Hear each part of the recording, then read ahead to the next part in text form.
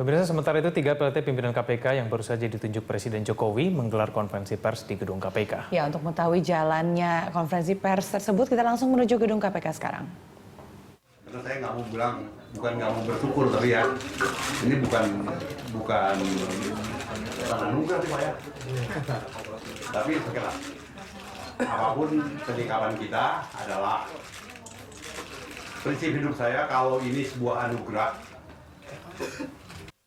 posisi ini sebuah anugerah, maka saya tidak harus bersyukur kepada Allah. Antara lain ya bersyukur masih dipercaya. Tapi kalau ini sebuah amanah, lebih berat lagi buat saya mesti bertanggung jawab. Bertanggung jawab kepada bangsa, termasuk kepada Tuhan. Jadi berat sekali. Apalagi kemudian dikukuhkan dengan sumpah. Saudara sekalian, alhamdulillah tadi pukul 8 kita sudah mengucapkan sumpah janji dilantik. Beberapa teman KPK dan Pak Pandu juga hadir. Dan kami telah melakukan pertemuan singkat tadi di atas sebelum sholat Jumat, sudah menyepakati beberapa hal. Alhamdulillah untuk saya tidak terlalu sulit mengenali internal ini, karena sebagaimana Anda tahu saya orang lama, Pak Johan apalagi dia orang dalam yang memang masih meraba-raba sedikit. Insya Allah nanti kita tuntun adalah Pak Profesor Indiarto Senoaji. Kami sudah bicara banyak hal, terutama mengenai menginventarisasi masalah-masalah yang ada di lingkungan KPK saat ini, serta bagaimana kita mencari solusinya.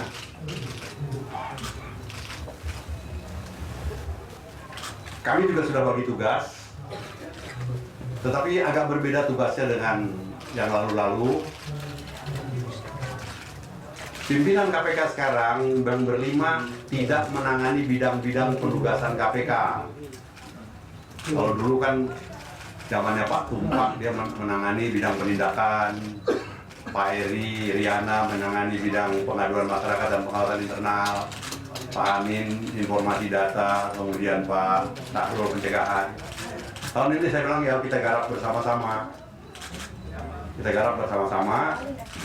Kalau ada posisi-posisi deputi yang kosong akan segera kita isi. Baik itu datanya dari internal atau nanti dari eksternal, tentu sesuai dengan prosedur yang kita lakukan. Kenapa itu kita lakukan? Karena kita memerlukan konsentrasi untuk melakukan berbagai tindakan yang nyata dalam rangka menghadapi situasi dan dinamika yang terjadi saat ini. Tidak perlu saya jelaskan lagi kepada Anda apa yang sedang dihadapi oleh KPK, kan Anda lebih tahu, Anda yang tiap hari ada di sini.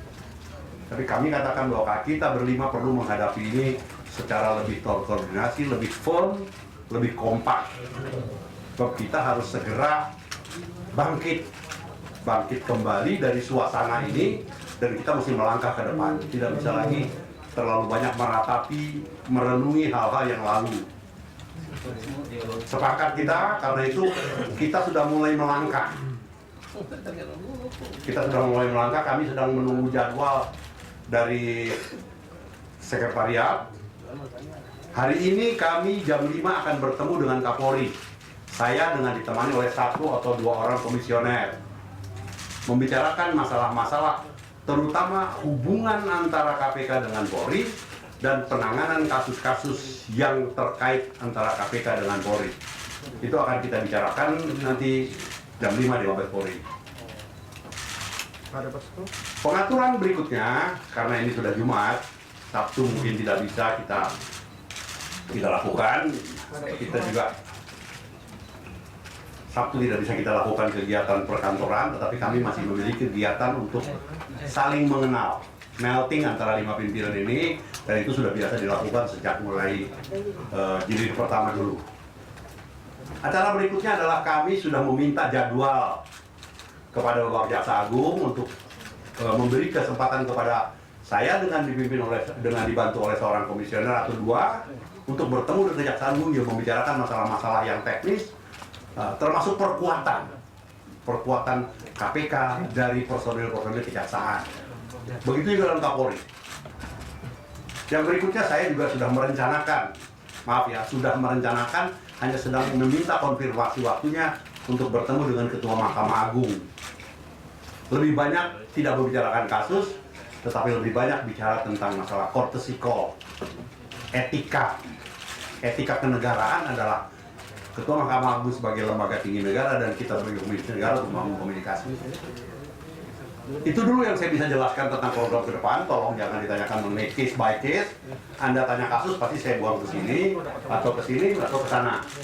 Karena saya dengan Pak Anto belum touching itu.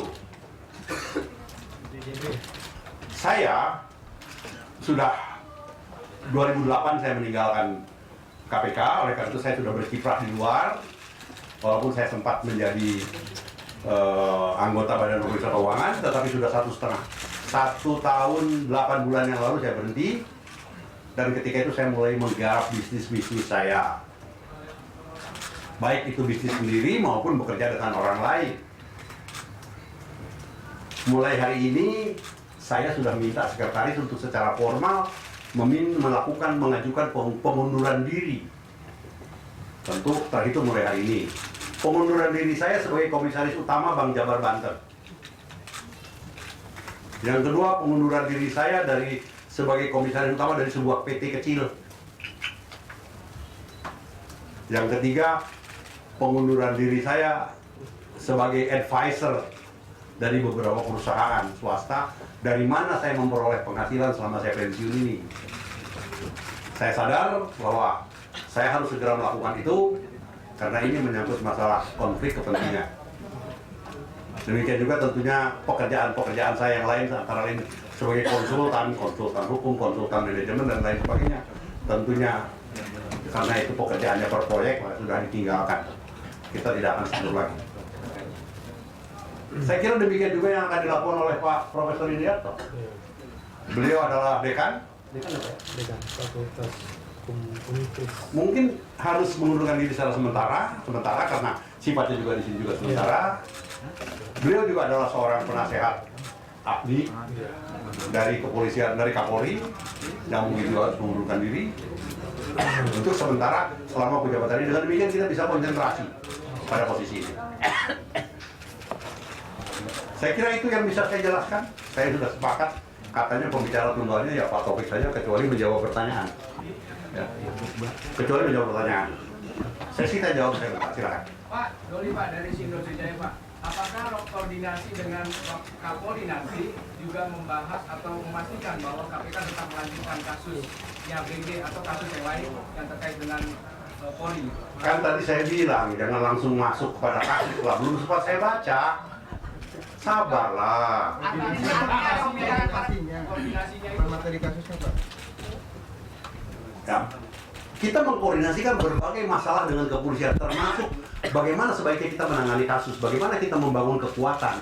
Tapi kalau ditanya sudah bagaimana menyelesaikan kasus ini, saya katakan saya belum bisa masuk ke situ, karena itu nanti akan berbentuk pembicaraan teknis. Pak, nggak artinya tetap menjalankan kasus ini, tetap berjalan kasus itu, karena kan sudah. Anda kan sudah masuk ke substansi, bagaimana saya mesti bicara itu? Pak. Ya, saya tidak mungkin bicara tentang hal itu seperti itu. Nanti kita akan bicara secara teknis. Mungkin nanti yang bicara adalah antara Kabar Eskrim dengan Pak Dul atau dengan Pak Profesor Retono sebagai sesama orang hukum. Tapi itu nanti bicaranya. Jangan langsung masuk ke substansi dulu. Oke Pak, ini bukan kasus tentang internal KPK, kekuatan penindakan KPK. Bagaimana dengan 21 penyidik yang terancam jadi tersangka di Baris Krim itu? Apakah nanti juga akan dibahas? Ini kan bukan kasus Pak. Termasuk salah satu yang kita bahas, termasuk adalah rencana saya, termasuk bagaimana memperkuat posisi penyidik menjadi lebih banyak lagi. Termasuk saya akan bicarakan dengan Jaksa Agung bagaimana supaya penuntut bisa lebih banyak lagi. Karena tunggakan perkara di KPK ini cukup banyak. Antara lain itu terjadi karena kekurangan tenaga penyidik dan penuntut umum. Kita akan genjot itu semua dan kita akan bicarakan secara penuh dengan Kapolri dan Jaksa Agung. Tapi ya tunggu waktunya. Pak Rugi, mungkin ini terkait dengan komisioner yang lama karena sekedar ingin menghidupkan pernyataan terkait dengan putusan pra peradilan yang kabarnya akan disikapi. Apakah itu bentuknya kasasi atau peninjauan kembali? Saya belum menyentuh itu, jadi saya belum bisa jawab. Nah, makanya Saya perlu tanya kepada pimpinan yang lain, apakah mereka mau menjelaskan seperti itu, ya, tentang apa yang bisa kita lakukan terhadap putusan pra peradilan. Setahu saya yang kuno ini, terhadap putusan pra-peradilan hanya bisa dilakukan PK, setahu saya. Tapi kita tidak tahu, mungkin terobosan hukum sudah lain. Ya, kita lihat nanti. Saya belum menyentuh kepada kasus. Mau putusannya pun belum saya baca. Pak, Cynthia dari TV One, kalau terkait koordinasi antara komisioner yang lalu, Abraham Samad dan juga Pak Bambang, bagaimana Pak pagi ini sudah sampai mana koordinasi antar pimpinan?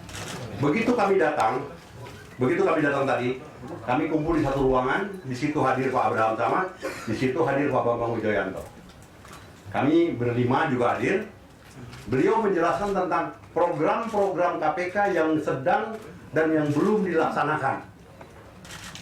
Tapi beliau tidak mau bicara soal kasus, karena beliau sudah tahu bahwa ini tidak boleh lagi touching pada hal-hal yang seperti itu. Tapi program-program yang belum diselesaikan banyak sekali tadi, terus terang saya agak surprise betul. Setelah 6 tahun meninggalkan KPK ini, ternyata KPK yang dulu saya kira masih di Kuningan, ternyata sudah sampai ke Cirebon. Kuningan itu ternyata sudah berada pada koordinat yang lain itu karena kemajuan-kemajuan yang mereka peroleh. Saya sudah bicara dengan Pak Abraham Samad, dengan Pak Bambang Wijoyanto tadi. Ya? Yang lain. Apa saja yang menjadi prioritas, Pak? Sudah. Yang lain? Apa ada bantuan hukum Pak kepada Pak Abraham Samad dan Pak Bambang dari KPK sendiri? Bagaimana? Apa ada bantuan hukum terkait status tersangka Pak Bambang sama Pak Abraham Samad? Kalau beliau menghendaki bahwa KPK memberikan bantuan hukum, tentu kita akan cukupi karena bagaimanapun juga dua beliau itu adalah pegawai kita. Kita akan bantu kalau memang beliau menghendaki. Tetapi hukumnya sendiri, penanganan hukumnya sendiri, kita tidak akan cawe-cawe karena itu berada pada domainnya kepolisian. Oke, yang lain? Ya. Dengan kriminalisasi nih Pak. Tadi udah ditanya kriminalisasi. Apa nanti akan ada perlindungan bagi pimpinan baru seperti imunitas atau hukum sebelum untuk menanggulangi nanti jikalau adanya kriminalisasi kembali? Substansi itu adanya pada undang-undang. Jadi silahkan nanti waktu pembahasan di Dewan Perwakilan Rakyat bagaimana mereka bisa memberikan perlindungan secara undang-undang. Para pakarnya di sini ada, demikian juga pakar-pakar yang lain. Tapi saya belum sampai bicara seperti itu. Mungkin, maksud ada imunitas ya? Ya, imunitas. Kajiannya nanti belakangan apakah mungkin atau tidak mungkin. Nah. Tapi memungkinkan kan? Memungkinkankah untuk pimpinan KPK diberikan hak imunitas? Itu kan Anda yang berpendapat. Saya katakan saya belum tahu. Tentu kajian ilmu yang akan memutuskan itu, bukan diskusi seperti ini. Cukup? Terima kasih, kawan-kawan. Anda begitu hari pertama datang ke sini langsung pertanyaannya menggebu-gebu gitu. Untuk selanjutnya silakan ke Pak Johan. Saya masih perlakukan dia seperti Pak juru bicara. Anda pimpinan sekarang bukan juru bicara, Pak Johan. Saya ingatkan ke Pak Ruki, saya PRT pimpinan juga. Iya. Saya kadang-kadang lupa gitu loh. Bahwa Pak Johan itu pimpinan. Sorry Pak Johan. Maafkan saya. Kita sama ya.